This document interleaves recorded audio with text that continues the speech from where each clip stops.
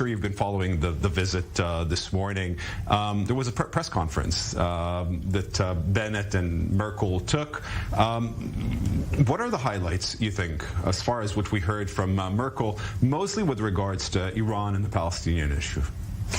Look, of course she didn't come to Israel to this informal farewell trip to come with a scoop about the change in Iran policy or the German standpoint on the Palestinian issue. So it was really rather reiterating Germany's commitment, yes, on the one side, to a two-state solution, to finding a diplomatic solution for the Iranian issue, but then again emphasizing again and again that Israel's security remains an intrinsic and inseparable part of German state of reason. We're now hearing the choir. Thank you, Melody. We'll be back with our two guests here in studio, but let's listen in to the ceremony there at Yad Vashem, a special ceremony taking place today there as the Chancellor of Germany is visiting.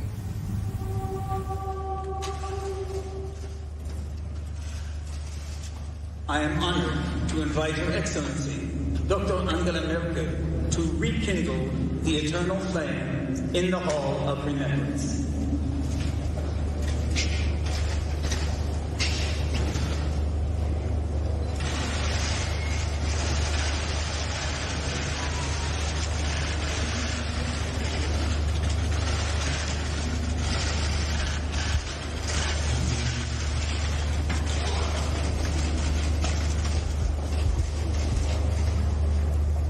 Identification. As we rekindle the eternal light in this hall of remembrance before the sacred remains of our martyrs, we unite with the blessed memory of 6 million of our people who died a martyr's death at the hands of the German Nazis and their collaborators, of the Jewish communities destroyed in a wicked attempt to eradicate the name and culture of Israel. We remember with veneration the fortitude of the fighters who kindled the sublime flame of rebellion among the besieged masses of the ghettos, the heroic and persistent struggle of the masses of the House of Israel on the threshold of destruction for their human dignity and their Jewish heritage, the righteous among the nations who risked their lives to save Jews from persecution and death. I am honored to invite Her Excellency, the Chancellor of the Federal Republic of Germany, to lay the wreath on the slab under which the ashes of Holocaust victims from the extermination camps are buried.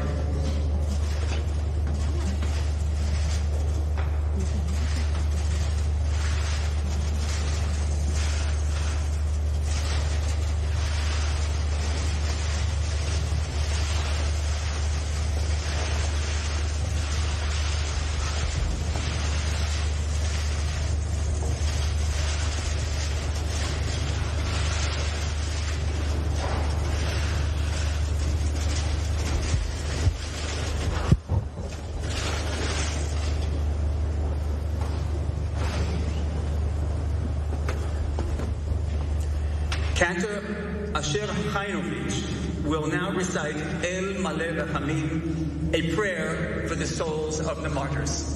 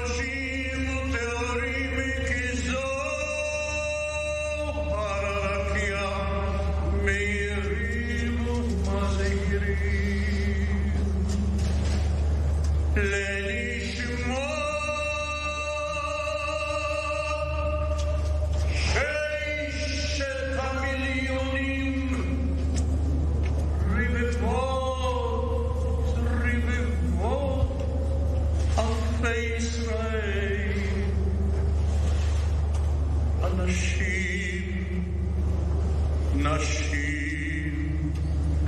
וטף שנרצחו שנחנקו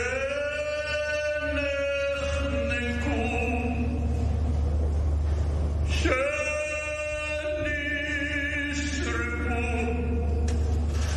שנקברו חיים שהומתו בכל מיני מיתות משונות ואכזריות בידי הגרמנים הנאצים ועוזריהם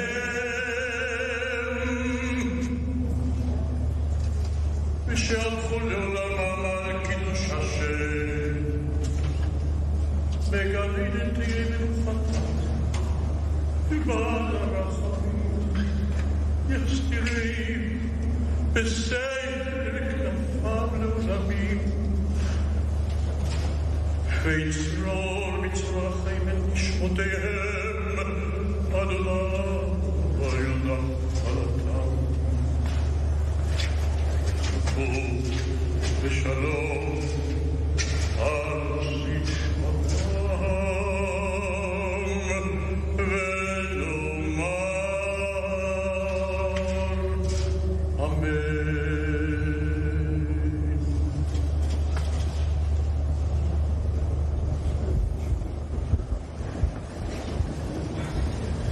Ladies and gentlemen, the ceremony is complete. Please exit the hall of remembrance for the signing of the guest book.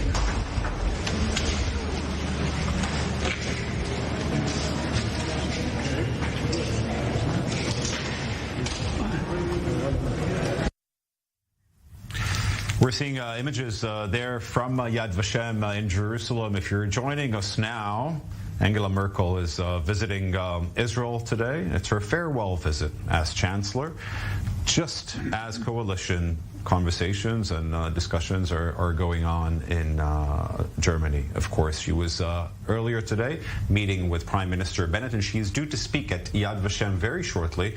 We'll be bringing you that speech live here as it starts. Meantime, we saw Merkel, of course, placing a wreath of honor there at Yad Vashem, and also lighting the eternal flame, of course, at Yad Vashem. With us are Avi Pazner and Melody Sucharevich. Thank you very much again for being with us. You brought up earlier, Avi Pazner, the idea of the German-Israeli friendship and the backing that Israel has received from Germany over the course of the chancellorship of Merkel, while other countries are sometimes very critical of Israel in Europe. And my question to both of you is, if this is due to last forever. It's been more than 70 years. We marked 80 years to the massacre at Babi Yar. Of course, it's been more than 70 years since the end of World War II. And the question is what Israel needs to do in order to maintain this good relationship and not take it for granted. Melody, we'll start with you. Well, the relationship between Israel and Germany under Angela Merkel certainly reached a new quality of political warmth and mutual understanding. But at the same time, throughout all those years, along with this friendship came a couple of crises, mini crises. And even though Germany certainly is Israel's most important strategic partner within the EU, Germany's voting behavior, for example, at the United Nations, not always showed or reflected this very important friendship. So there are although a friend can also be critical. And then we are at the difference between criticism to aligning with Israel-bashing authoritarian regimes such as Iran and so on. So there have been a few question marks and raised eyebrows about things like the German voting behavior at the United Nations, things like the German policy vis-a-vis the Iranian regime.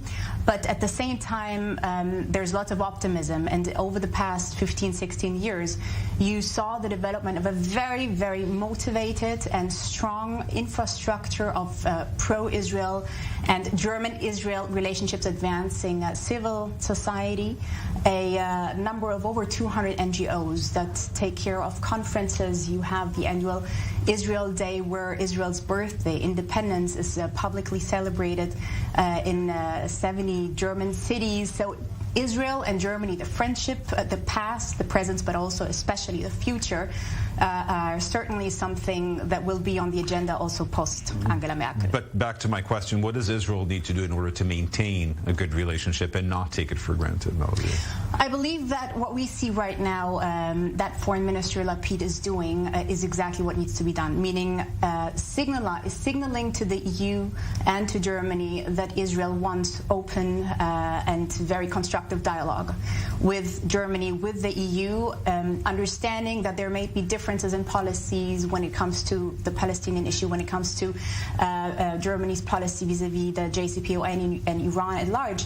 At the same time, understanding that only through dialogue and a very future-oriented but also creative approach to the bilateral relations will this intense relation grow stronger.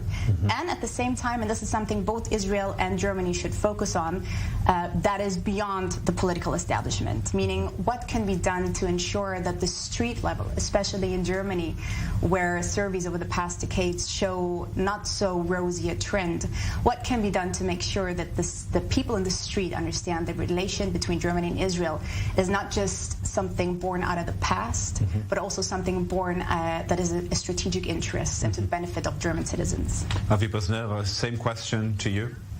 I would say that we have to make sure in some ways that the next and future generations of young Germans keep that tradition of supporting Israel.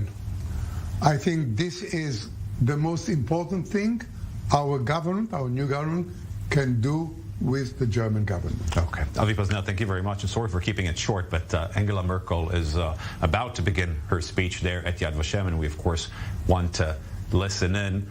We'll be giving you a paraphrased translation of her speech, courtesy of Melody here with us in studio. Thank you, Melody Sucharevich, again, our German-Israel relations expert.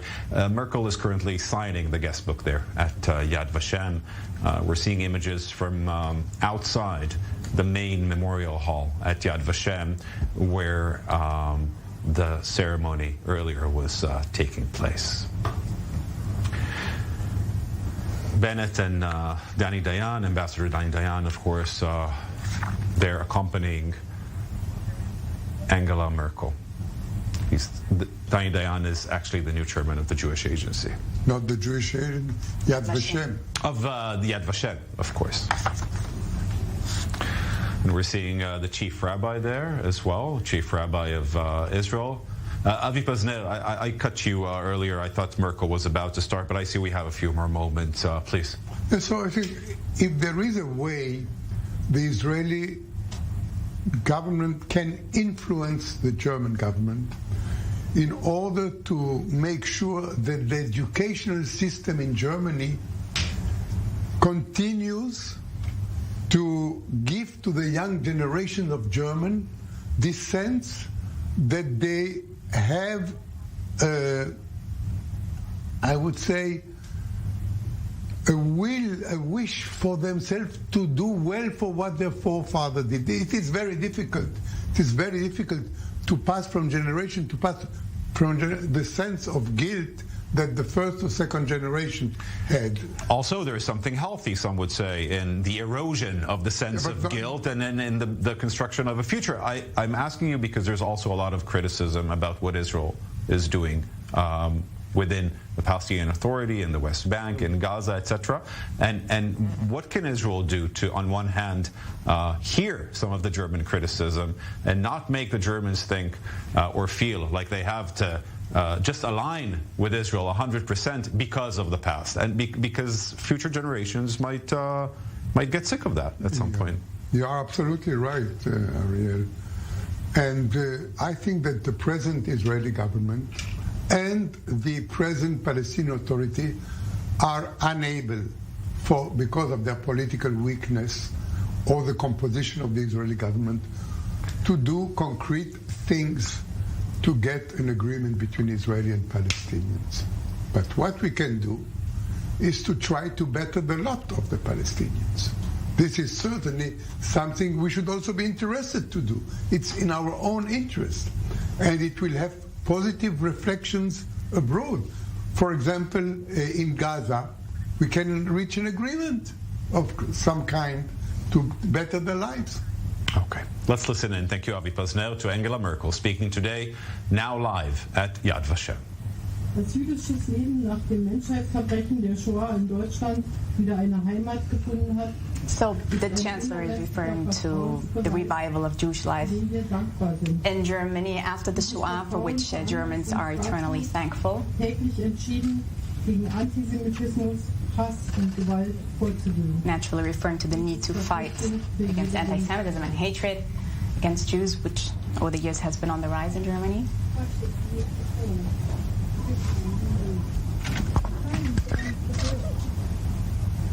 We can't hear.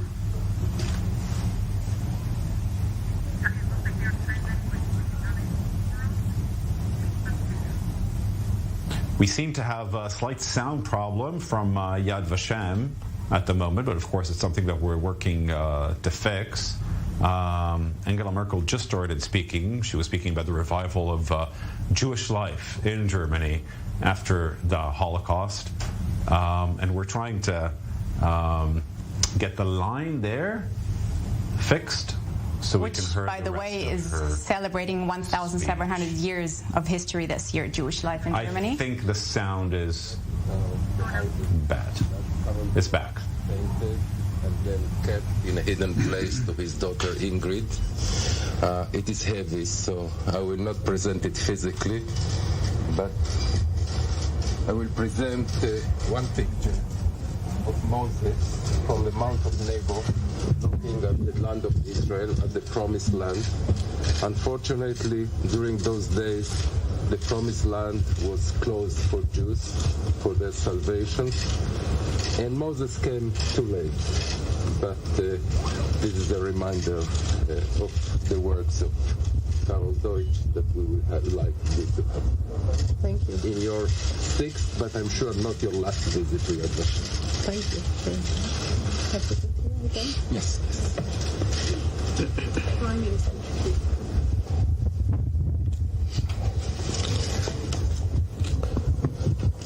מכובדיי, קנצלרית גרמניה. We're going to listen now to Bennett. We're still not sure if Merkel will continue her speech later.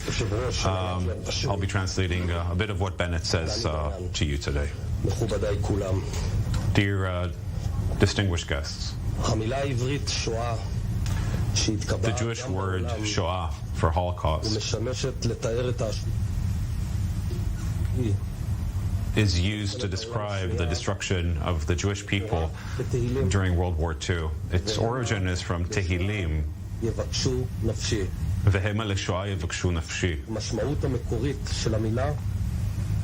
The original meaning is nothingness, emptiness.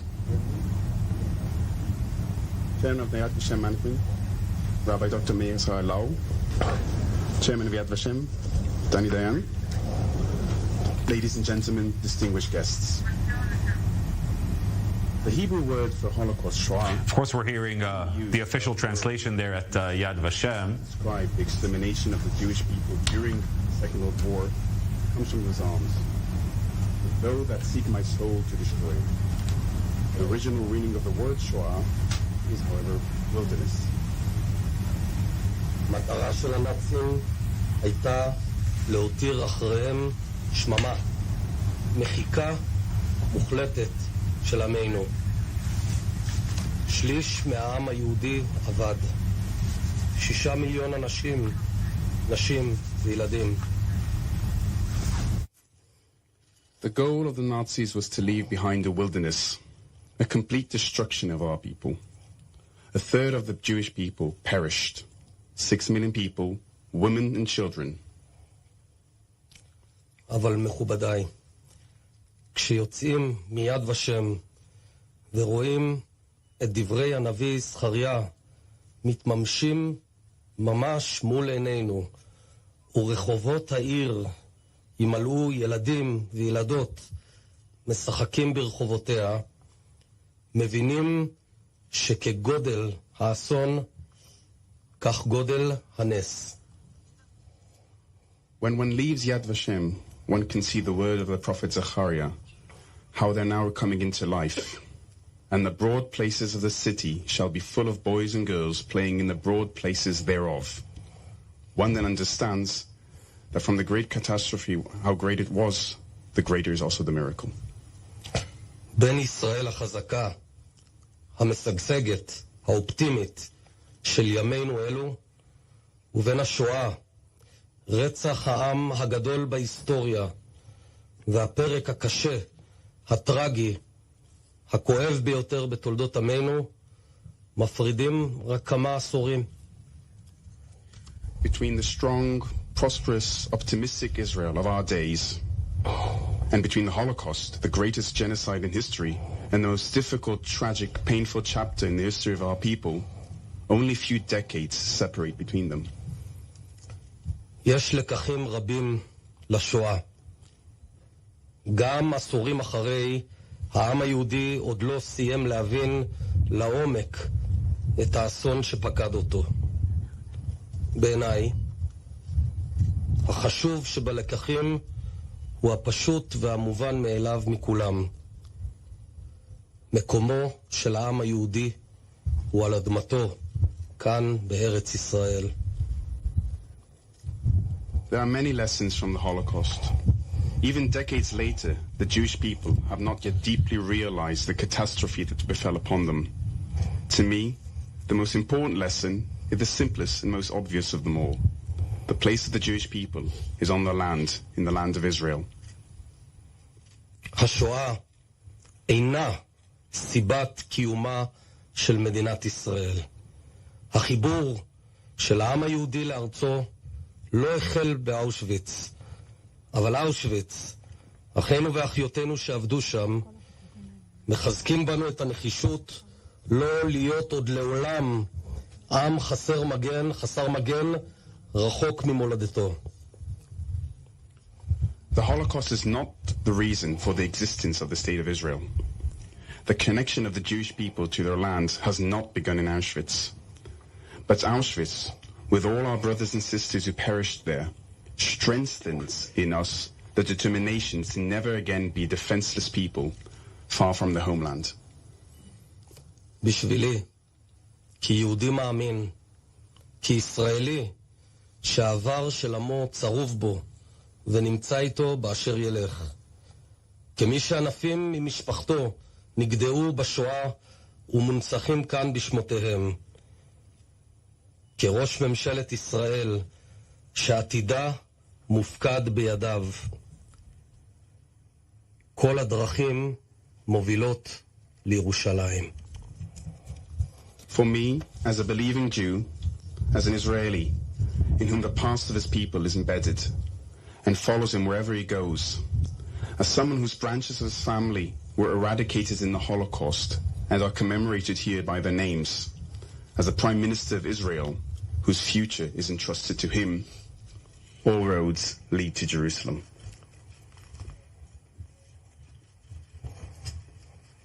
Thank you. Please follow me.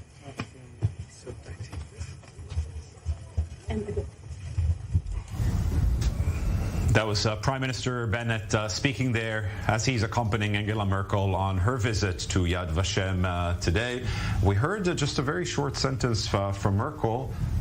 We are supposed to get a longer speech from her on this occasion at Yad Vashem, and of course when this happens we'll bring it to you live. I know we had some sound difficulties, but Avi Posner, from what you've heard from Bennett, what are some of the highlights of his words today? I mean, Bennett said what every prime minister ever said at Yad Vashem. I mean, the horror of the tragedy, the biggest Holocaust in the history of mankind, our determination not to forget that ever, but at the same time, the same determination to try and patch relations with the new Germany. I mean, there was nothing, it was said beautifully, but I didn't find any new element in the speech of Bennett that I didn't hear from other prime ministers before him, because it is very difficult, Ariel, it is very difficult to find all of us, all Israeli, all Jews, we feel the same about that, and we say the same, and it is very difficult to invent some new angle to that, unless you want really to create a new reality, which is not the case with Naftali Bennett. Melody, let's talk about the forming government in Germany. We said how good the relationship was between Israel and Germany under the chancellorship of Merkel. What are some of the challenges that Israel may face with the new government in Germany? Well, on the surface, right now it looks like this is going towards, as they say in Germany, a traffic light coalition, meaning one that is led by the Socialist Party. Exactly. And then on the surface, you would imagine that there may be a policy shift towards the left. I believe that Olaf Scholz, who then would be the chancellor, has previously showed that he commits very much like Angela Merkel to Israel's security as being part of the German raison d'etre. And he is somebody who has appeared at numerous demonstrations or events that are supposed to express support for Israel and for the security, the safety of the Jewish community in Germany. He has been, at the same time, like many German politicians, especially from the Socialist Party, possibly slightly too lenient towards certain attacks against Israel, towards a trend of growing anti-Semitism, especially among the Muslim immigrant community, which, of course, is very, very tangible dimensions since 2015, since the mass immigration by immigrants. From Syria, especially. From Syria, from Iraq, Afghanistan, and from many more also North African countries in the meantime. And Germany does have an anti-Semitism problem. That's no secret. Everybody knows it. Neither the socialists nor the conservatives try to hide that. The question is just how do you deal with it? And are you tolerant towards anti-Semitism coming out of a political or an ideological camp that you don't necessarily oppose? Melody, thank you. And we want to turn to our correspondent in Berlin now. Polina Garayev, of course, is in Berlin following this visit. Polina, what sort of coverage is this visit getting in Berlin today? Well, it's definitely attracting much media attention, and the quotes from the statesmen this morning, especially one saying that Germany cannot be neutral when it comes to Israel's security. Those quotes are making headlines in Germany right now, even though they're nothing new. This is, of course, when Prime Minister Bennett mentioned this during the government meeting. He was quoting Merkel herself, and these are, of course, statements that we've heard her say time and time again whenever she visited Israel or met with Israeli leaders.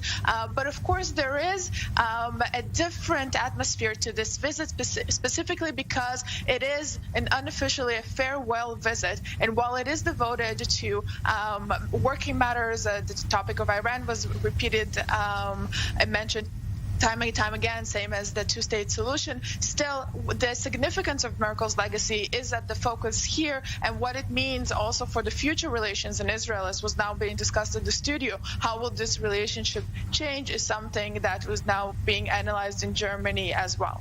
Now, Polina, in the backdrop of Chancellor Merkel's visit to Israel, we're seeing the continuation of trials in Germany